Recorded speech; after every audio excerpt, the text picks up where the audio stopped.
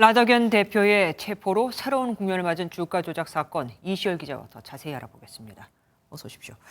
검찰과 금융당국이 라더견 대표를 긴급 체포가 아닌 체포영장을 발부받아서 구속을 했습니다. 네, 검찰이 체포영장으로 라 대표를 체포한 건 구속 확률을 높이기 위해서라고 풀이됩니다.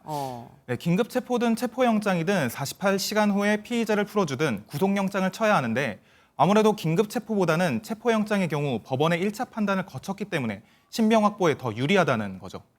통상 소환 통보를 하고 나서 그다음에 수순이 영장인데 바로 체포영장으로 갔다 이겁니다.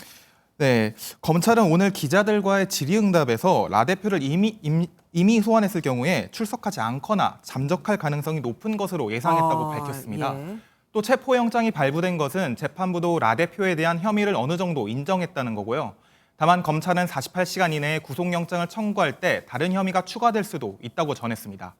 또한 고소득 투자자 모집을 주도한 인물 변 씨와 전직 프로골퍼 안 씨까지 추가 체포되면서 일당이 세금을 탈루한 혐의 등도 들여다볼 것으로 보입니다. 그리고 주가 폭락과 관련해서 연루된 인물들이 미리 그러니까 폭락할 것을 예상했다, 알았다는 말이 나옵니다. 네, 앞서 이번 사건에서 유일하게 시세 차익을 본 사람이 2명 있죠. 네네. 바로 김잉래 전 다우 키움그룹 회장과 김영민 서울도시가스 회장인데요. 네. 일각에선 이 사람들이 주가 폭락 전 미리 정보를 받았다는 의혹이 제기되고 있습니다.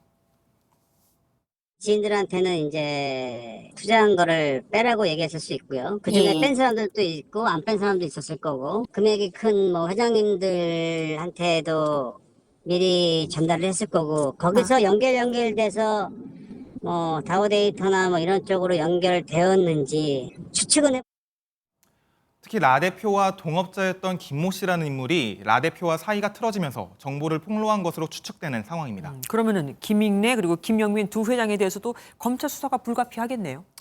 네, 그렇습니다. 어제 라 대표에게 돈을 맡겼던 핵심 투자자 50여 명이 검찰과 금융위원회 이들을 철저히 조사해달라는 진정서를 냈는데요. 네. 이렇게 되면서 검찰 수사에 속도가 붙을 것 같습니다. 검찰 관계자는 김잉래 회장에 대한 조사 여부를 묻는 기자의 질문에 김 회장을 배 기관사에 비유하며 선주보다는 배에 대한 전반적인 조사를 진행할 것이라 밝혔습니다. 또 김잉래 회장이 얼마 전 기자회견을 열고 사퇴 의사와 함께 600억 원이 넘는 주식 매각 대금을 사회에 환원하겠다는 입장을 밝힌 반면 네. 김영민 회장은 아무런 입장을 밝히고 있지 않아 이런 점도 앞으로의 수사 방향에 영향을 줄 수 있을 것으로 보입니다. 이 SG 사태의 끝이 어디인가 우린 정말 상상도 하기가 힘듭니다. 왜냐하면 지금까지 박영수 전 특검 그리고 청와대 행정관 등 정재계 인사들이 여기 연루됐다는 말이 나왔었는데 이번에는 언론계 인사도 포함이 됐다는 말이 있었어요. 네, 바로 조선일보 미디어연구소의 김문순 이사장입니다. 네. 김 이사장은 이번 주가 조작단이 운영했던 서울 강남의 골프업체를 통해 억대 수수료를 냈고 법인카드도 발급받은 것으로 확인됐습니다. 또 김 이사장은 이중명 전 아난티그룹 회장이 이사장으로 있는 학교법인 혜성학원의 이사로 재임하고 있는데요. 앞서 이 회장은 한 언론사와의 인터뷰에서 김 이사장과 대학 동창이라며 주식으로 큰 수익을 봤다고 말했습니다. 라 대표 역시 이 혜성학원의 이사로 등록되어 있어 이들 간 긴밀한 관계가 있었음을 추측해 볼 수 있을 것 같습니다. 네.